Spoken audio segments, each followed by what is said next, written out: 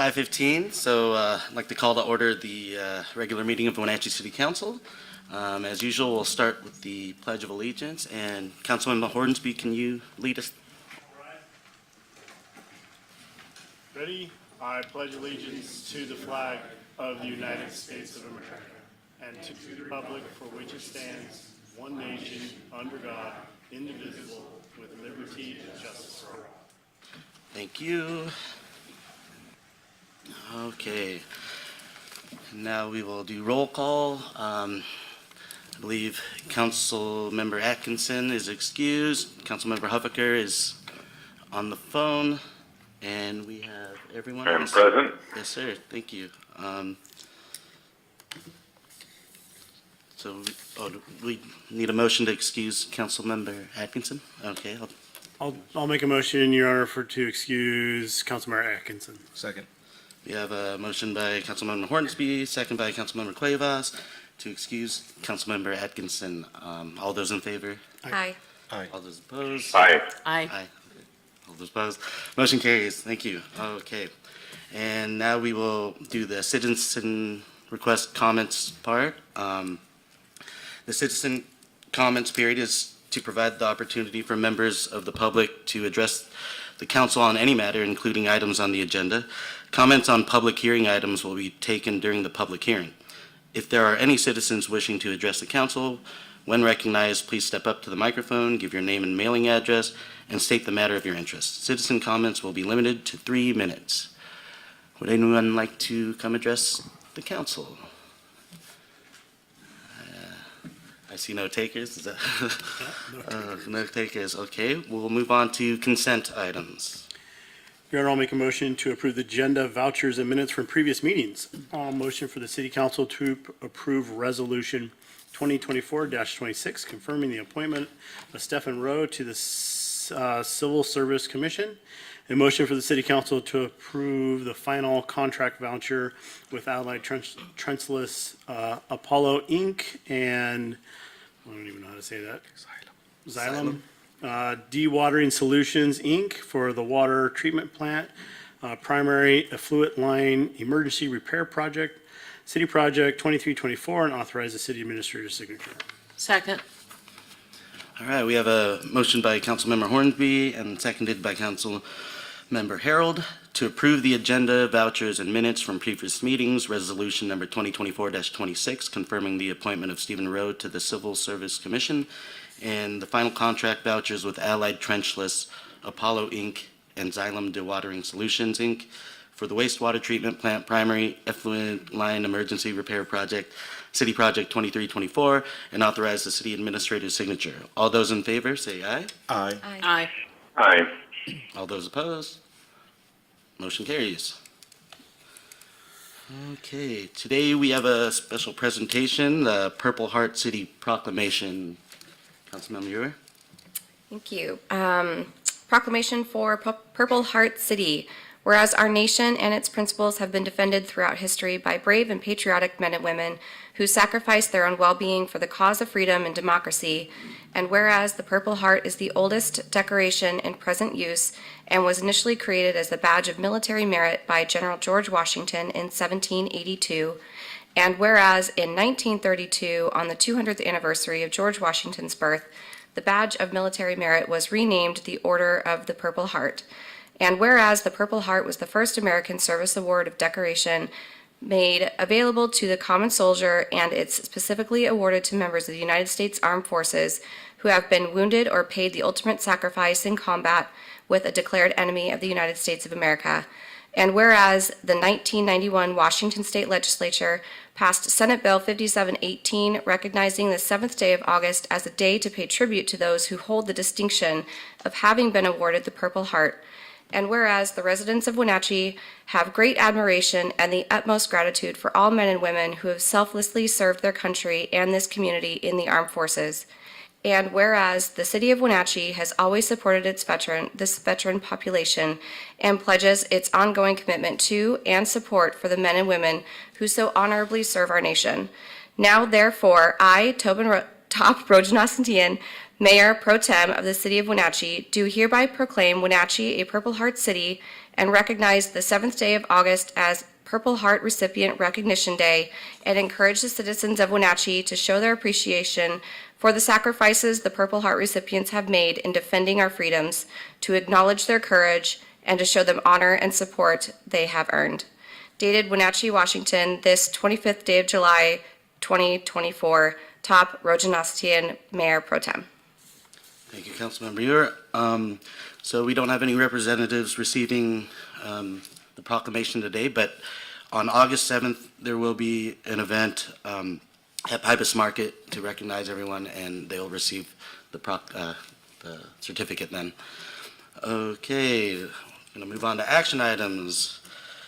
So we have Community Development Director Glenn.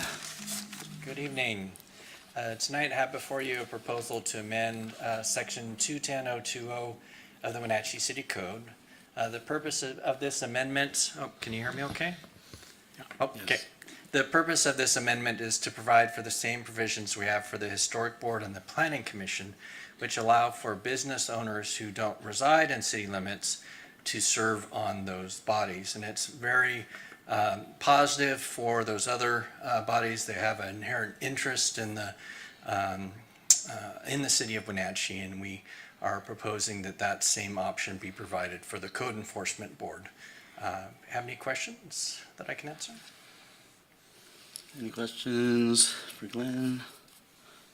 Not all. Okay. Welcome a motion. Your Honor, I'll make a motion for City Council to adopt ordinance number 2024-19, amending section 2.10.020 of the Wenatchee City Code relating to the appointment to and the removal from City Code Enforcement Board. Second. Okay, we have a motion by Councilmember Ewer and seconded by Councilmember Hornby for City Council to adopt ordinance number 2024-19, amending section 2.10.020 of the Wenatchee City Code relating to the appointment to and the removal from the Code Enforcement Board. All those in favor say aye. Aye. Aye. Aye. All those opposed, motion carries. Thank you. Thank you. Next. It's, hi, Alyssa. Good evening, Council. Alyssa Schaefer, Facilities Manager with the Public Works Department. Tonight I have an underground easement agreement with the Chelan County PUD for your consideration. This easement will allow the PUD to install underground utilities for a new on-site transformer at the property, which is currently being leased from the city to Pinnacles Prep. Pinnacles Prep is expanding its services to include high school students this fall and will be adding 2 additional portable classrooms. This new transformer will serve the new portable classrooms as well as 2 existing structures on the southeast corner of the property.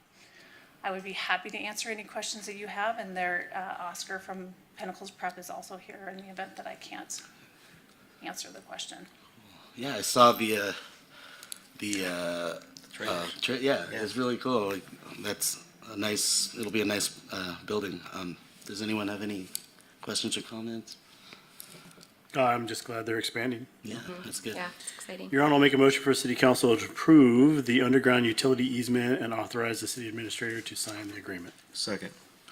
All right, we have a motion by Councilmember Hornby and seconded by Councilmember Cuevas for City Council to approve the underground utility easement and authorize the city administrator to sign the agreement.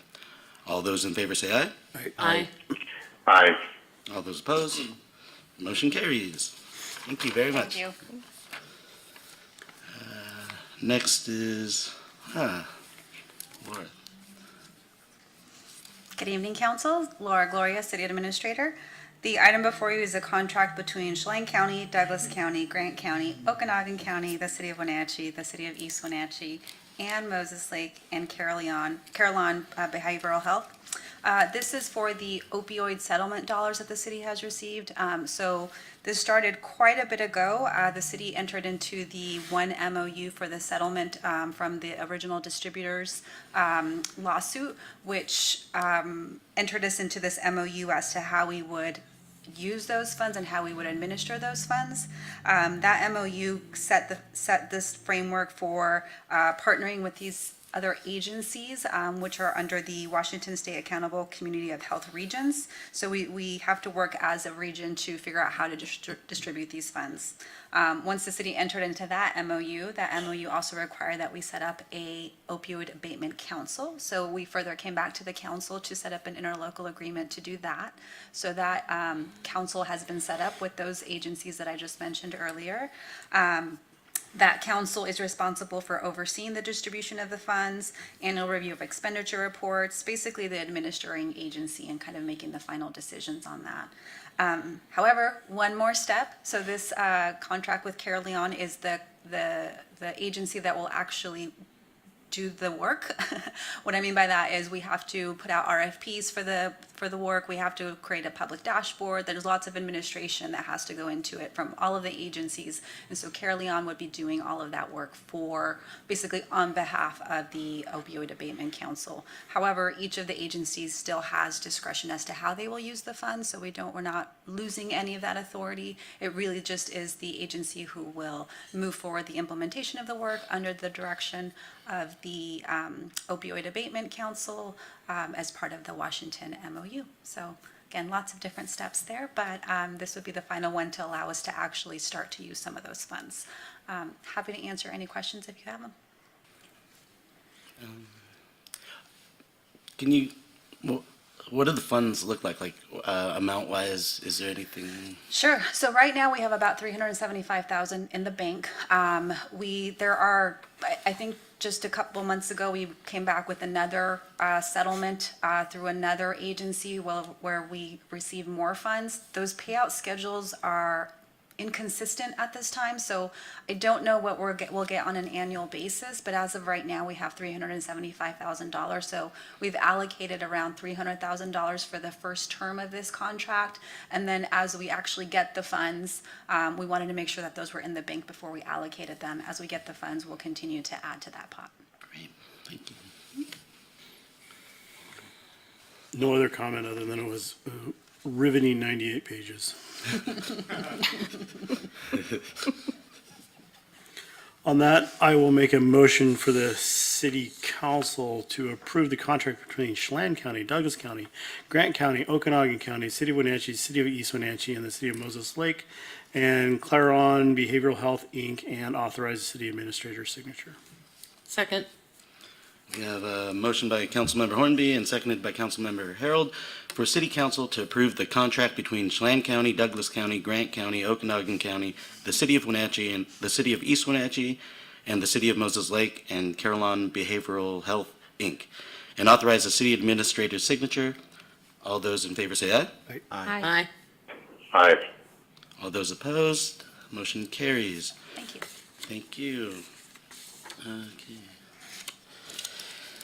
All right, so I would now like to call to order the public hearing regarding Confluence Parkway South project number 2201.1, ordinance number 2024-09, authorizing the use of eminent domain affecting properties on North Miller Street and Holly Street for completion of Confluence Parkway South project. The public hearing will proceed in an orderly fashion, and I would like to ask your cooperation in the following procedures. First, we'll have a staff presentation, followed by comments from the public. Staff will then return to the podium, and council will have the opportunity to comment and ask questions. All comments shall be made from the podium. Those wishing to make comments shall first give his or her name and address. Please speak slowly and clearly into the microphone. This is required because of an official recorded transcript of the hearing is being made. Now I'd like to introduce City Engineer Jake Lewing, who will make the staff presentation. Hi, Jake. Thank you, Councilman Rosenstein.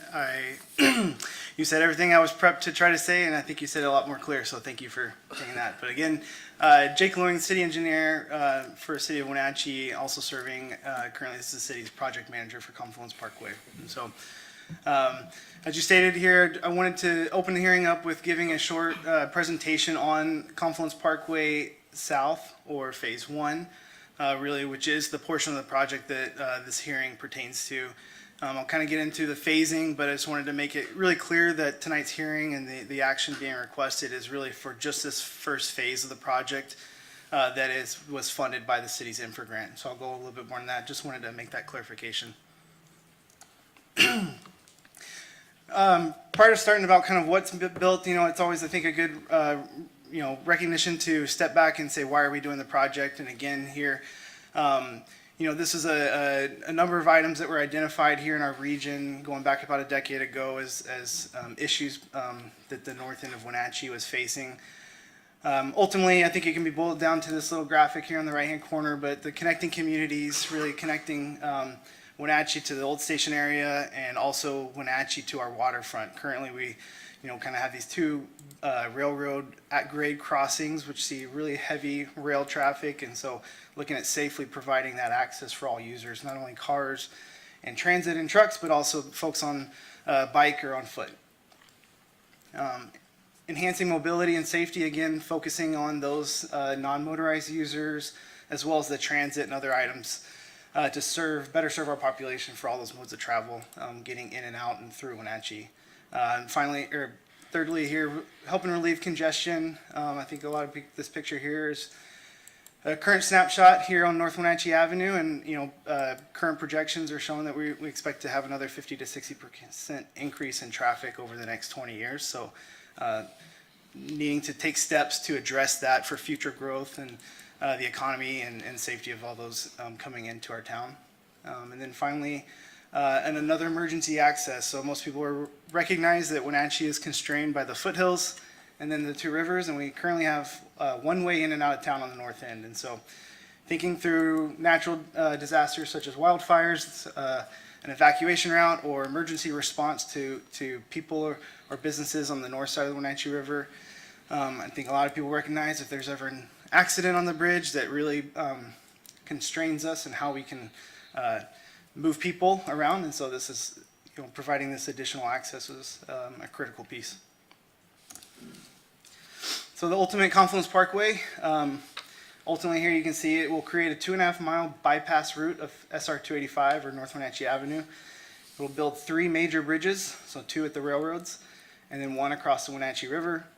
It'll relocate a portion of the loop trail, including one of the last remaining sections that are along the road there at Holly Street, and then also extend sidewalks and bike lanes through the entire corridor to also provide that access for those users.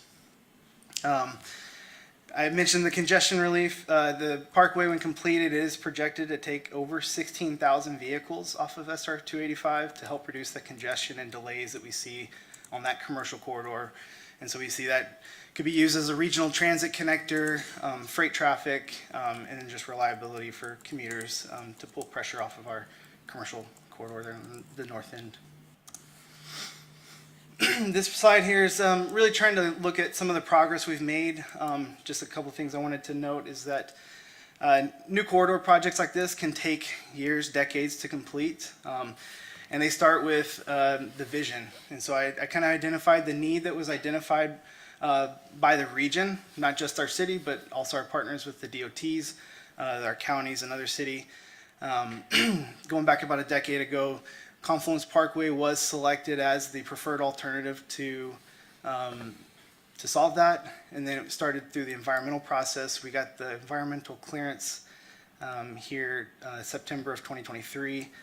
And then as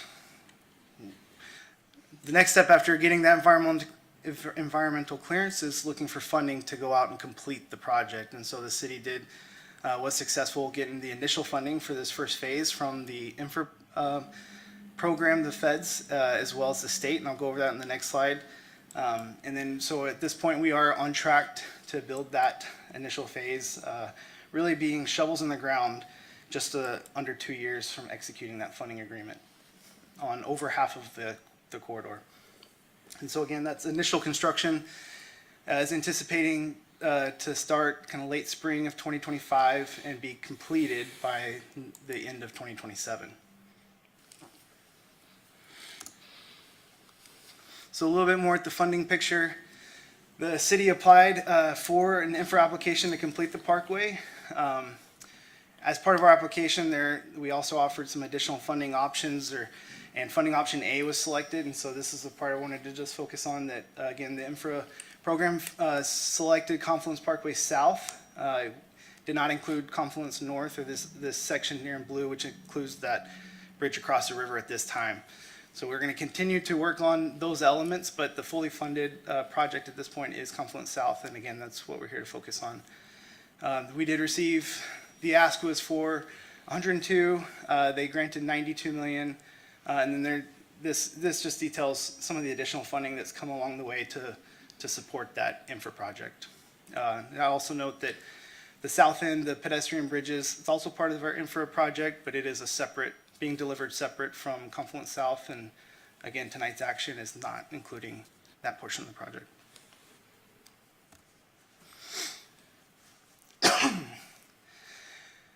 So a little bit more about the phasing. With phase one being the infra-funded portion, I kind of want to just show how it ties into the overall Confluence Parkway. This first phase really, again, focuses on that connecting communities, and the railroad connection is what we're calling it, and it's removing those at-grade crossings by grade separating. So no more delays, but really it's that 20 to 25 trains a day that are currently on the tracks that we interface with anytime we cross those tracks to remove that. It'll extend bike lanes, sidewalks through this entire corridor, and complete the southern half of Confluence Parkway. Phase two extends Confluence across the river. Phase three would connect it into US 2. And then phase four makes some additional improvements to the existing Miller and Wenatchee intersection to, again, enhance that mobility piece and make some additional operational improvements for the future capacity need. So phase four, just looking a little bit closer. Here you can see replacing the two rail crossings, the one there at Holly Street and one at Miller. So we would be closing the crossing at Holly, extending McKittrick beneath the tracks with an underpass there. Miller will travel across over the top of the railway and touch down and join with McKittrick there. Walla Walla will come around on the existing Miller Street and tie into the same roundabout there to provide that direct access from Wenatchee Ave all the way down to the park. If you can kind of follow the way I just said, through McKittrick and onto Walla Walla there. A new signal will be put in at the Maple and Miller Street intersection. And then there will also be adding, you can kind of see small scale here, but a number of landscaping, some trees and other elements, as well as wall treatments and some of the decorative finishes. There's some significant utility relocations and improvements being made here. And then also new roadway and pedestrian lighting throughout too. So to complete this project, we do need some additional right-of-way along this corridor. And so this graphic kind of is intended to illustrate some of the needs for the project. It is a combination of additional right-of-way for the widened and realigned roadways, permanent easement to accommodate some utilities, access to some of our facilities so that we can continue to maintain it, as well as to do some work within the BNSF right-of-way, and then temporary easements to facilitate construction throughout the project. Looking a little bit at our timeline, so we executed a contract with our design builder November of 2023 and started our initial design and validation. Got through the initial phase and started our right-of-way process in April, once we had sort of set some of those lines. Began our appraisal process at that time, or shortly after.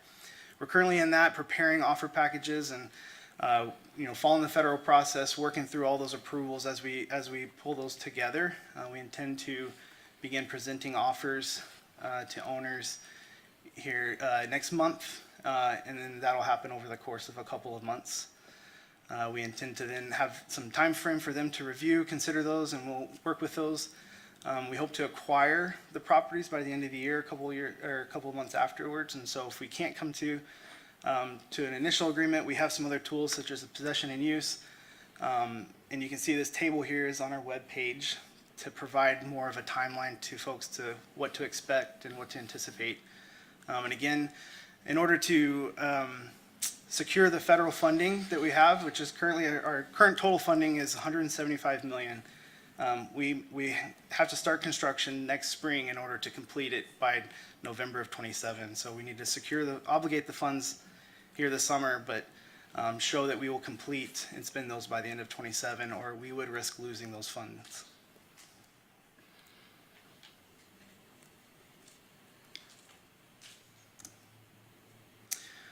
And so with that, that does bring us to why we're here tonight, asking for this action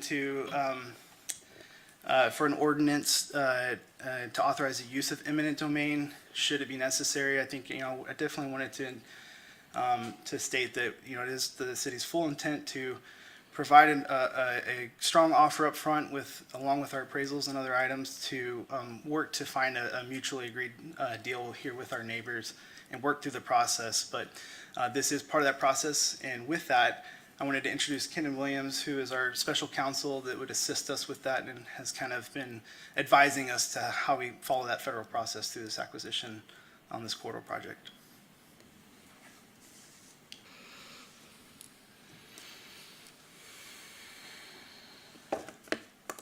Good evening, everyone. And I'm here to answer questions in addition to just giving you a little bit of a presentation, because sometimes people get confused about the eminent domain process, not really understanding that the process in and of itself is designed to protect individual property rights owners, okay? Don't want to get too geeky here, but one of the things that you have to remember is that when we look back at our government and how the government was conceived and everything else, the government has sort of like the all-powerful thing. It's the sovereign, right? Much like the king. What the king has, the king can give, the king can take. But we have this marvelous thing called the Bill of Rights. One is the Fifth Amendment to the U.S. Constitution, and that's the Due Process Clause. The Due Process Clause actually limits the authority of the government to take. It still allows the taking, but you have to pay just compensation, and there's a process as part of that. This is designed to protect the individuals, but also allows the government to move forward for the greater good. So that's one of the things that people have a misconception. It's like, oh, we're just going to take my property. No, there's a process, and you do have to pay just compensation. So with that, got to find the page down. Okay. This is Councilmember Huffaker. Yes. So my question for you is, who determines the best entrance of the city? The city. So in this process, one of the statements made is that this project is in the best interest of the citizens residing within the city of Wenatchee. Who gets to determine what the best interest of our citizens is? The city council. It's a policy decision. Okay. So let me continue with the presentation. Okay. So as Jake was mentioning, the very first thing is, as part of this process, you've envisioned the project, you figure out what it's going to do, you do a site selection as part of that. That's sort of the end of what I will call the visioning process, because you've decided what's going to be good for the city, how you're going to effectuate that, and then you lay out the road, which is what's happened here. Then we have the site selection. So within any particular site, you're going to need to take some properties in fee, which means you take it total, the city would own that. You also take easement rights, and I assume that you're all familiar with easement rights. It's a non-possessory use to use another's property. So like your utilities have easements. So the property owner still gets to mow his lawn and do everything else, but there's a sewer line running underneath it. Okay, that's an easement. It's a specific set of rights. And then there's also something called the temporary easement. And in this case, the temporary easements are to facilitate construction. You're not going to need it forever, but you might need it during that period of time when you're going to have trucks running off across it or using it for a staging area. Those are the different types of rights that go on there.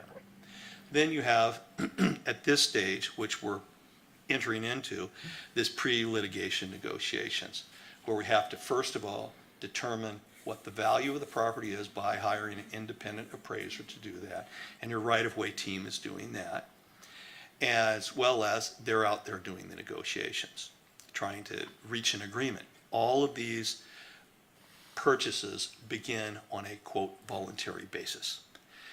So it's always presumed that you're going to have reasonable minds coming together and saying, this is what it is. Now, again, someone might say, well, I want $1 million, and you go, well, I understand that's what you want, but the property's only worth $10,000. How do you get to that point? Because you are also restricted on the gift of public funds, too. You can't just give things away to make it easy for everybody, because it's not what you're designed to do. You have that prohibition against the gift of public funds. So you continue to negotiate, and hopefully you can reach a reasonable solution. Now, if you can't do that, then we get into the acquisition phase, which involves the eminent domain process. One of the things that I also wanted to mention that Jake had referenced is something called an early possession and use agreement. And that's often used in situations like this where you have federal funding deadlines pending. You need to secure certain property rights, but you can't reach an agreement, right? Let's just say somebody just can't get their appraisal done, or you can't resolve this one issue, but everybody's moving towards that. In those types of situations, the property owner can enter into what's called a early possession and use agreement with the city. That agreement states that we, the city, agree that the property is worth at least this much. This is what we're offering you. But in order for us to go forward, and you don't agree, you're going to allow us to move forward the project, give us possession and use of the property, but I, as a property owner, preserve all of my rights to take this to court, to get another appraisal, do everything else that you would normally do, okay, if this were just to proceed. And that's a good option in a situation like this if you can't reach an agreement, because everybody's rights are preserved. It's just, see what happens.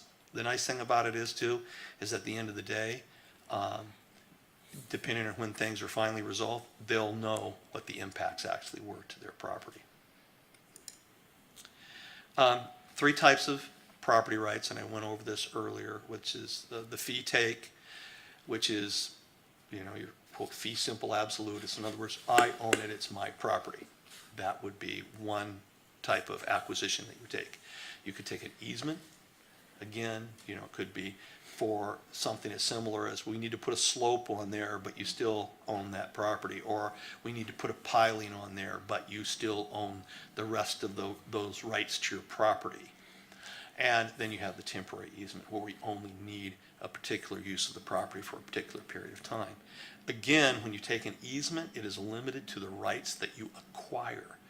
In other words, if you say, I'm only going to use it for a sewer line, you can't say, oh, by the way, we have the sewer line on there, but we're going to put a park on top of it. You didn't acquire that right. It goes back to that concept that I'm sure you've all heard, that we have property rights, and the property rights are this big bundle of sticks. There are a bunch of rights that you own. Some have view rights, some have surface rights, some have subsurface rights. Okay. A note that I put on this slide is that there is no compensation for right-of-way that the public is using. In other words, sometimes there's a lot of confusion with certain property owners saying, well, what's going to happen to all my parking? And it turns out that all the parking is actually in previously owned right-of-way by the city. Now, you're not stopping them from using that while it's right-of-way. Anyone can use it. They can't restrict the use. But if you need it for a sidewalk or something like that, you come in and you say, I'm sorry, we're putting in a sidewalk, there are no more parking cars. They're not going to get compensated for that because it isn't their property. It's like they're using their neighbor's property. Within the process, as I mentioned, these processes are designed to protect property owners and property owners' rights. This is all laid out in Chapter 8.26 RCW, as well as the Washington Administrative Code, and that's called the Real Property Acquisition and Relocation Act. Okay, you There's a process that goes through, which is what we're following right now. Go out, identify the property, see the property, visit the property. When the property is appraised, the property owner has the right to accompany the appraiser when they go out there. And why is that important? Because presumably the property owner knows more about their property than anybody else. And it gives them an opportunity when the appraiser is coming out and taking a look at things to clarify issues of ownership, use, access, all those things. And I encourage all property owners to take that opportunity. You don't just say, go out and take a look at it. Accompany them so they know what they're doing and know understanding what they're valuing. Again, all of these acquisitions need to start out voluntarily. Fair market value needs to be determined, and fair market value must be paid. You're not trying to lowball anyone. That's why you get an independent appraisal. This is just the conceptual designs of what's going on here. Jake's already went over that. So the question is, big question, what if we can't settle? The great thing is if you can't settle, we have the right to a jury trial here. So just like any other negotiation that you might have, sometimes people enter voluntary agreements to arbitrate things or whatever else. But in this case, if you can't settle, then you get to go to court, and you can decide as a property owner if you want a judge to decide that, what the value is, or if you want a jury, your neighbors, to decide what the fair market value is. So if you're really that far apart, somebody else can decide. Now, I will tell you that 99% of these cases get settled because people come to agreements. And if they can't settle, then we have a jury system to keep everything in check. And that's the beauty of the system. It does bring that down to what a reasonable buyer and a reasonable seller would determine the price would be at any given point in time, taking into consideration all for facts and circumstances surrounding that property and being fully knowledgeable of that. So the idea is to educate the jury as to what your values are, why you believe it's that way, and why it should be at that particular value. And then during that process, the jury gets to decide anywhere within that range of value. In other words, if one says $1.5 million, another one says $1.2 million, the jury gets to decide anywhere within that as to what the just compensation is. They don't have to say 1.2 or 1.5. It's not an up or down. It's right in the middle, and there is no presumption. In other words, like in a criminal trial, there's a presumption of innocence, right? Which you go from that, and you have to overcome that. In this case, there's no presumption that the government is right or that the property owner is right. It's just, here's the evidence, you decide. Within the process itself, this is like a lawsuit. And instead of being called a complaint, it's called a petition. So in order to start the process, assuming this is all done and approved by the ordinance, a summons and petition is filed with the court, the property owner is served, and then the next phase is what's called a public use and necessity hearing. The public use and necessity hearing is determined by a judge. It's a judicial determination, and they first of all have to decide, is this a public use? Obviously, this is a public use, it's a public roadway. And then the other question is it necessary? And although we can have differences of opinion as to what's necessary, it is presumed that the council's decision is the correct one. And the courts will only overturn that decision if it is, quote, arbitrary, capricious, or fraudulent, and the arbitrary and capriciousness has to be to such a degree that is actually constructive fraud. So in other words, you can have difference of opinion, but this is really a policy matter. So long as you're within a public use, it really comes down to a policy matter as to what the city wants to do with their property. After you have that, then you can enter into a possession and use agreement. After that period of time, after that's entered into, you have 15 days to enter into possession and use agreement, or you lose your ability to claim attorney's fees. If they grant that, then you preserve your ability to claim attorney's fees, and attorney's fees are awarded if the property owner can beat the last best offer, quote, in effect, a number of different hoops, at least 30 days prior to trial by 10% or more. What that does is it encourages the lower offer, the government, to make a better offer closer in line to what the property owner thinks, and the property owner to compromise on their offer so they don't spend a bunch of money trying a case that they aren't going to get paid for. And that's how that all works.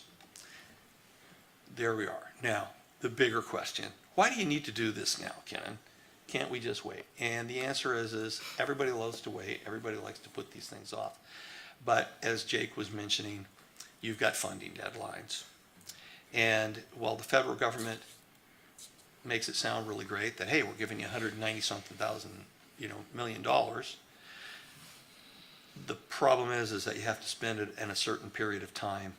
And if you can't get everything dedicated at that point and committed, they're going to pick up their money and give it to somebody else, because that's what happens.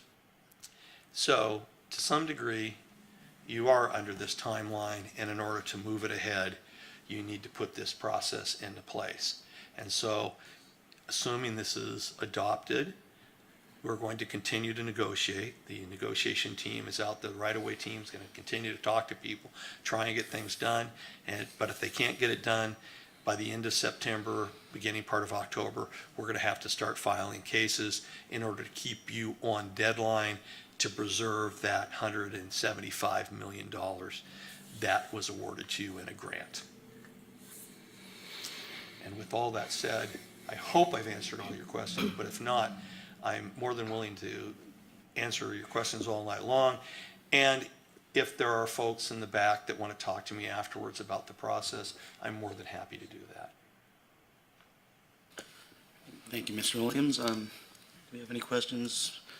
Councilmember Helfiger, do you have any questions? I think at this point, I would like to let the citizens have their comments before we ask any more questions. Great. So That's all right. yes, sir. We will now take public comment. I don't believe anyone signed up, but if there's anyone who didn't sign in who would like to speak, please come forward. Would anyone, please, sir? I'm supposed to speak slowly, and I'll try not to drop any F-bombs. How about that? Okay, sir. My name's Jeff Tontini. I'm a business owner here in Wenatchee. I just inherited a couple buildings that are going to be affected by this from my father, who just recently passed away. I am a retired military veteran, so I totally understand what's good for the government, so I don't have a problem with that. The problem I know I have, and some others have had, is the process being somewhat slow. Jake has been fantastic. And Mr. Williams, I appreciate the information you gave today, because it was very knowledgeable for me. A lot of it I didn't know. The situation I find myself in, though, however, is that originally it was, we're going to get our offers in May, and then June, and then July, and now it's going to be August. And we just heard Mr. Williams say that by the end of September, we have to have settled, or we need to go to court. So that puts a burden on myself and others to make decisions maybe quicker than normal, and then trying to take proceeds from a building and how to use those somewhere else. So I understand things have to go in order. I get that. Again, I was in the military. I understand following rules, but I know for myself and some other individuals here in town, it's been very difficult to know how much I'm going to receive or be offered so that I can possibly use that someplace else. And again, I know we don't live in England, but you know anything about the royal family, one of the reasons they have so much money is that they continue to keep their property. If you go to London, buildings are on 99-year leases. You might have 30-year lease or 70-year lease, and you put money into it, and guess what? The king and queen continue to rent those. This particular buildings my father has was 30 years or longer. I was gonna do 30 years, right? Probably pass it on to my children, right? I mean, as long as you keep the infrastructure up, you can continue keeping that in the family. So to me, this is a loss of income, Hopefully, I will be compensated fairly for it. But I just wanted to bring that I understand this Confluence Park probably has to be done. I understand that's going to be a benefit, I believe a benefit to the community. I just want to make sure or bring it to the attention that myself, it's been discouraging on how long it's taking this process. That's all I have. Thank you, sir. Any questions for me? No, thank you for yeah. sharing. Mr. Williams or Jake? Let me just, I want to also volunteer my time afterwards to talk to you about that, because there's a lot of intricacies about this area of law that I didn't go into. One of which is you're talking about reinvesting. Most people think about something called the 1031 exchange, where you have to identify a piece of property. You're in luck in this situation. There's something called a 1033 exchange when the property is actually acquired under threat of eminent domain, which then allows Mr. Conti, instead of using a facilitator, actually take the money, keep it for himself at that period of time, and gives him an additional year in which to reinvest. And I will let you know that there's a number of property owners sometimes, when you're representing the government, they will say, you know what, I don't mind selling it to you guys, but I want you to threaten eminent domain. Why? Because they don't want to use a 1031 facilitator, and they want an additional year to reinvest. And I can talk to you more about that, but obviously I'm going to have to say, go talk to your accountant while you do this, and also if the possession and use agreement will hopefully do that. But we can talk about that after the meeting. No, I appreciate that, sir, but also as you, I don't know, are you from this area? Yeah, Okay, gotcha. So you probably know there's not much commercial real estate in this area. right. So you might be looking elsewhere, yes. Well, correct, but as someone who's trying to stay here, I really don't want a building in Seattle, right? Yeah. Or Cooley City, right? So, I got it. And so that's the problem I'm having right now, is that I don't know what I'm gonna be offered, so what I can purchase. And then in addition, my understanding is, from talking to other attorneys in commercial real estate, this is kind of like buying a car. You're gonna give me this price, right? And it's this price, and we have to meet somewhere in the middle. So there's a lot of negotiations that have to occur, and because of the timeline, again, that makes it more difficult. Again, though, I can talk to you some more about it and hopefully address some of your concerns. And Jeff, I just wanted to add too, we have some members of the right-of-way team, and we'd love to talk to you afterwards, or anyone else, sort of what goes into that offer package and what to expect, and we do have some limitations of when we can present the information, right? And we've gone over, I'll stay on board here afterwards, and I think we have some right-of-way staff as well that we can answer additional questions for sure. Okay, thank you. Good evening. I'm Jimmy Holman with Earhart's Collision Repair. We're in one of the buildings that's going to be torn down. Our biggest frustration is that I know the Borst that are here very well. They would have never let us move in there had they been told a month before we started remodeling the building that the project wasn't going to go straight down Miller like it was originally planned, when they told us that and gave us the prints months ago. We have $75,000 in remodeling that building. Now we have to move. I was up at 3 o'clock this morning trying to find real estate. It's not there. Trying to find a 10, 15,000 square foot building and then have 8 months to try and revamp it with the city in the way on trying to get permits done for a body shop. It took a year to get permits to get the food bank put together. I don't see that even possible. I am so upset that the way this has gone, and the thought that April, May, whatever is going to happen for dirt moving, I'll be living in that building with the cats coming through the building if I don't have a place to move into first. I'm just saying it right up front. We've done nothing but grow this business to take care of this town, and fortunately, we're booking December right now. Because this town, with the way the roads are, that project's gonna help a little bit, but it's not gonna help anything on this end of town. And this town is turned into a matter of when you get hit, not if you get hit these days. I see it every day. Like I said, every shop in town is booked 3 months out, and we're booking December. So I doubt that that's gonna be 16,000 cars a day with a 2-lane road. It might be for 5 years, but it ain't gonna help as much as he thinks. Oh, that's not a 4-lane road instead of a 2-lane, it's absurd. That's just my opinion. The other bike path should be down on the other road and not up there. There should have been other lanes on the top of the new bridge. But the move out timeframe is gonna be really tough. Because all we've done is try to expand. We've been looking for a building for 7 years. Finally moved into this one to expand. And the math and the books show that it was the right move to move. Now we have to try and move out to someplace else. It's just maddening.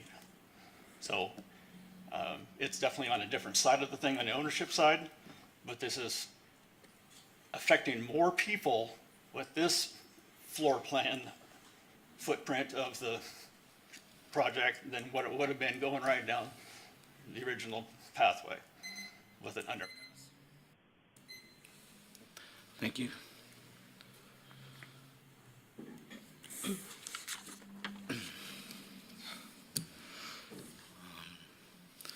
Anyone else who'd like to come up and address the council?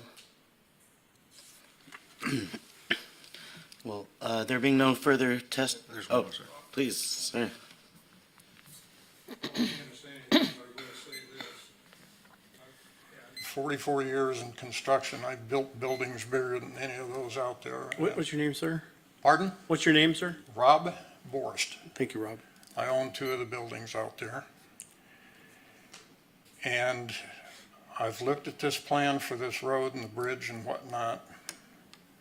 And like I said, 44 years in construction, I don't quite understand what this offset is for. Why you couldn't stay right on the path that the road has now and not interfere with private property. I know you have to take some if you're gonna put 4 lanes on there and you're gonna put them to the west side.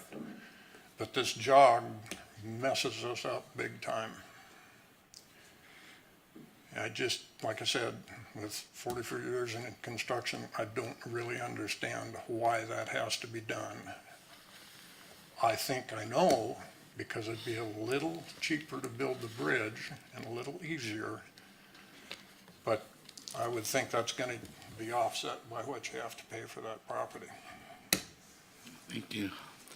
Jake, can you explain a little bit? Yeah, I can certainly add a little bit to some of those, the design progress. I think, one thing is with the alignment that was carried through the environmental process, I hadn't really looked into detail of some of those impacts, but I think as we, the road, we're widening the existing road, which I think is important to note. Whether it was an underpass or an overpass, unfortunately, there were going to be impacts to those buildings that are kind of right on the existing right-of-way line just because of the grade change and the widening.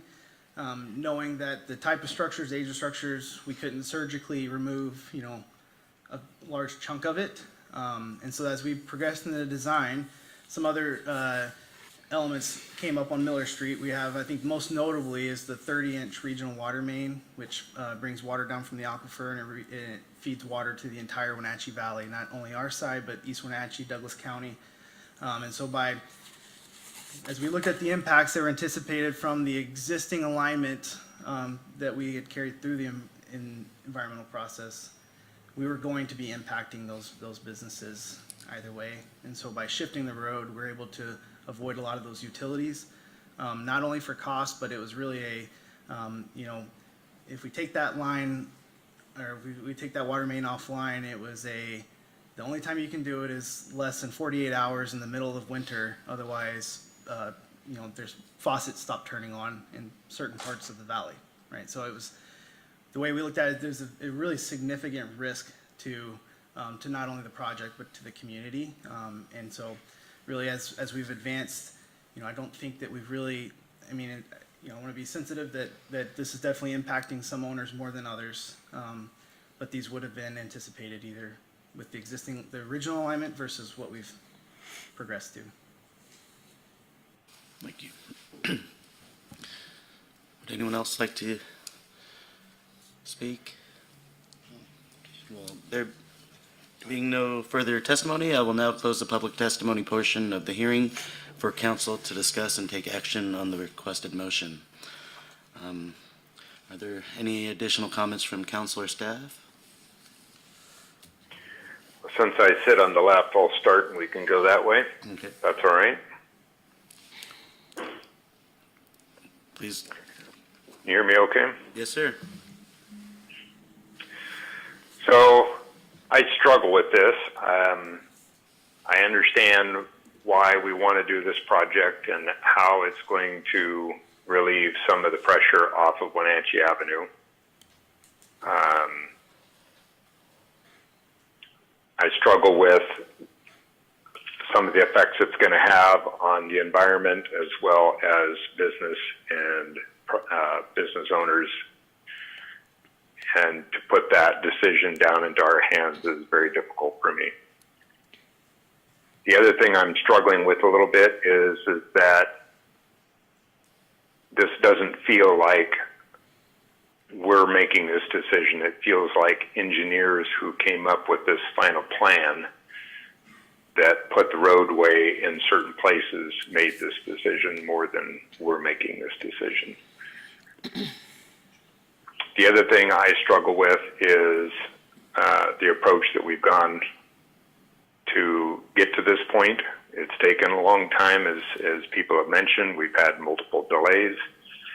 And then just recently, we've presented a letter to people that are going to be affected, so they just found out that they were going to be affected.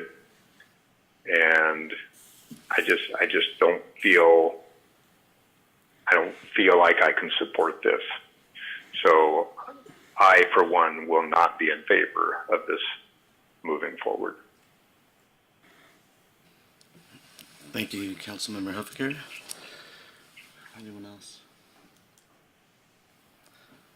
Okay. If there's no additional comments, Yes, there is. okay, please.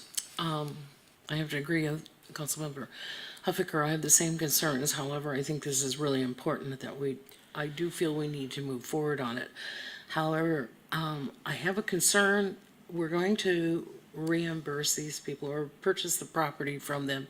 What about the cost to rebuild their businesses? Are we going to consider that, the cost to move? Will that be included in this? So that's why they call it the relocation, Real Property Acquisition and Relocation Assistance Act. So each individual property owner will receive a package of relocation benefits, and it's not only the property owners, it's the tenants. Now, is it a perfect system? I'm not going to say it's perfect, but it's going to reimburse them for a lot. So you get $50,000, up to $50,000 in what are called business reestablishment expenses. And that can be permitting and this and that and all these other sort of like these soft costs.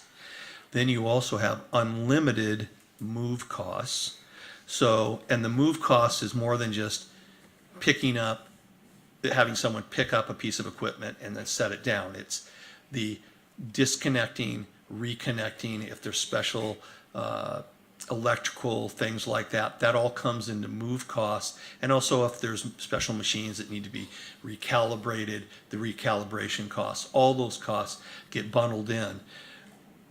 The tenants that are the occupants that are called displacees, they get initial package and they have up to 18 months after they move in order to make a full claim. You can provide initial payments to them and then reimburse them as it goes along, or generally it's done in smaller projects, but it sounds like there might be a couple of bigger ones here where there's going to be some money up front that's approved right away and payments will be paid directly in order to get that done. But that still does not limit their right to come in for the next 18 months following the move and seek reimbursement for the monies expended. And there's other things too. There's a host of things, including search expenses and things like that that are included, but it would take me a day to explain all that. Thank you. Thank you.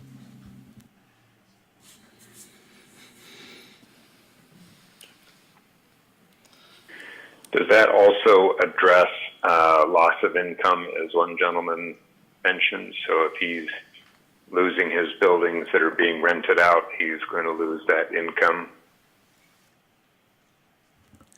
Okay.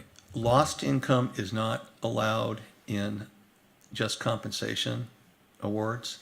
It's presumed that you will be able to buy another building of similar nature and get that same level of income or have the same value.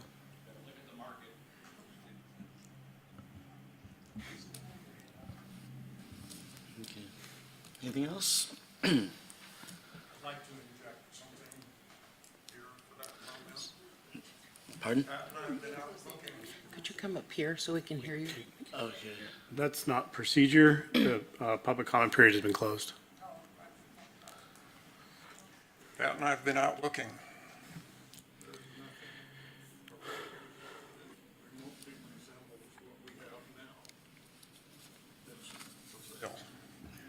We've lived in Quincy. Unfinished land, property, that's not gonna work. So, I know a lot of people have it in their head, I'll just go down the street and get something now. That's not gonna work. I think we can all agree it's, like you said, it's going to affect some people, and there's no easy way to justify it. But yeah, but thank you for your testimony. So, no additional comments from council. I'd welcome a motion. Your Honor, I'll make a motion for City Council to adopt ordinance number 2024-09, providing for the acquisition of eminent domain of property located near and adjacent to North Miller Street and Holly Street, Wenatchee, Washington, for roadway improvements, providing for servability and easement on effective date. Second. Okay, we have a motion by Councilmember Hornby and seconded by Councilmember Harold to adopt ordinance number 2024-09, providing for the acquisition by eminent domain of property located near or adjacent to North Miller Street and Holly Street, Wenatchee, Washington, for roadway improvements, providing for servability and establishing an effective date. All those in favor? Aye. Aye. All those opposed? Aye. Okay, so we have 5-4-1 against, motion carries. And this concludes the public hearing for this matter.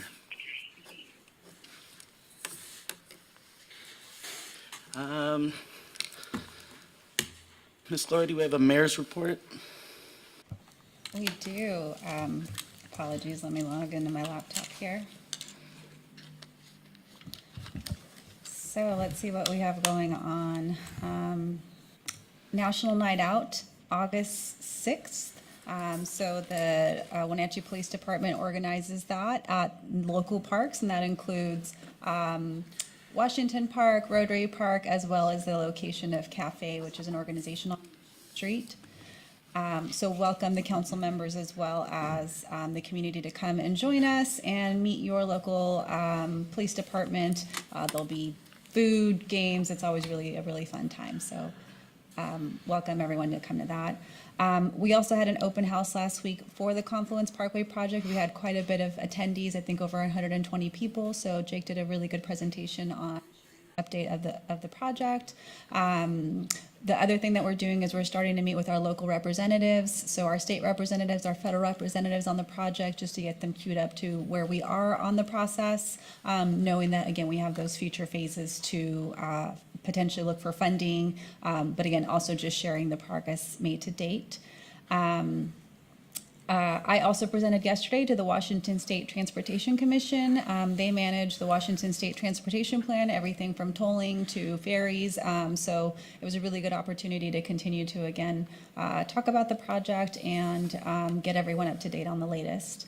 The only last kind of housekeeping item I had is that we are still looking for a board appointment for the museum board. So if anyone is interested on that piece, please let me know. I'll be happy to draw up a resolution to make that appointment to get someone back on that board. Happy to answer any questions, or if there's anything else that you need updates on, I'm happy to provide those as well. Thank you. Do any council members have any reports, new business on the committees? I do. Start. Please. So I sat in on a 3-hour legislative priorities committee meeting this morning. Things that were in, I apologize, I didn't get the attachment attached to that email I sent you. I will get it out to you as soon as possible. Public safety, recruitment and retention is just really heavy on the list, and a lot of things, mental health for our officers as well was real big. There's a lot of talk about gun violence and what we're going to do to prohibit that within the state. Child care remains a huge issue because we need people working, we need labor, we need assistance, but we can't hire them because child care is so expensive that people can't afford to go to work. And the bottom line is most families or most households have to be a 2-income household in this day. Mental health at schools was talked about also. It's COVID really had an impact on our students, and it's being felt within the schools. There was a lot of talks about the cap on property tax. Currently, it's set at 1%. They'd like to see it increased to 3%. I have all of our property tax funds go towards our streets here in Wenatchee, and other cities do different things with it, but I have a real concern about that. Increasing that cap, because the cost or the values of our homes have gone up so drastically. Are we going to tax our senior citizens and young families right out of a house is my biggest concern. So there's a lot of talks around that. They're also talking about condo reform, and as it relates to home ownership, rent control and home ownership, protecting the renters from, I can't read my writing. That's pretty bad. Anyway, protecting the renters from, if a landlord wants to increase the rates, they're talking about requiring them to give 180 days instead of 30 days, which I think is a good deal, because oftentimes 30 days is not enough to find new housing. There is talk about doing a tax on delivery trucks, specifically pinpointing Amazon. And cities do not receive a proportional share of the gas tax. That's very obvious. And also, I feel they don't receive a proportional share of the property tax as well. And it would be nice if the states would give us a larger share, but they probably won't do that without increasing our taxes. So, and that I don't want to see. Another item that came up for discussion was a road usage fee, and none of this tax will go to the cities, so it'll go straight to the state, and that's it. Homelessness remains in the conversation, and on August 22nd, AWC is hosting a conversation with the governor's office on homelessness, and Candace at AWC has asked for feedback on dealing with homelessness. And Seattle, the council member from Seattle brought up a point that we're having a labor shortage. We have a lot of migrants coming into the community, but yet they're homeless. If we need to deal with the fact that we need to find housing for them and get them into the workforce, which was a very good point. And I think that's very truthful for Wenatchee because of our agricultural community as well. So, and that was pretty much it. We have our next one, I think, on September 25th. It'll be our final meeting, but in the meantime, they're looking for feedback. So if you have any comments or thoughts, I would appreciate you sending them to me. Thank you. The homeless meeting. Tuesday. Oh, next Tuesday is our Columbia River Homeless Task Force meeting. I'm just gonna show up with her too on Tuesday. I want to stay updated with the homeless, because I mean, that's one of the main discussions that I talk about with a lot of people, so I want to stay updated with that. Great. Well, we had Finance Committee, which was always, as always, just very informative, and really appreciated all the information that was shared there. We had the opportunity, I'll kind of put my work hat on for a second, but also was able to wear my city council hat, and that was hosting the Indian Consulate General, which he's just moved to Seattle, and he came into town to meet with business leaders and specifically some professionals in the ag industry to learn about our agriculture community, and talk about opportunities and things for importing, exporting goods from us to India, which was really exciting. So that was a fun lunch. And then I'm actually taking off tomorrow for the first two-day session for the Washington Collaborative Elected Leaders Institute through the Association of Washington Cities. So that's a 4-month kind of immersive training program that a bunch of different elected officials from across the state are participating in. So I'm very excited to do that and learn from all of them. Mayor, I had a couple of meetings canceled, so I had a light week, but Link Transit, some exciting news. Their bid for their bus garage that will house all the new electric buses coming in the next year or so was awarded. It came in under budget. Construction should start this year. Thank Next you. week, Jose, thanks. Councilmember Huffaker, do you have anything? Okay. Well, yep, I thank you for the update. I was also at Finance Committee. Yeah, learned a lot. Thanks to Jake for explaining a lot of things. Well, I guess, I want to congratulate our Councilmember Hornby here for celebrating his 20th wedding anniversary. Hi. That's awesome. And yeah, we'll end on that happy note, and we'll close the meeting. Thank you, everyone. Do we need to make second? All right, motion by Councilman Hornby, second by Councilman Muir to adjourn the meeting. All those in favor? Aye. Aye. All those Aye. opposed? Okay, motion Good job, carries. Mayor Thank Pro you. Tem. Ah,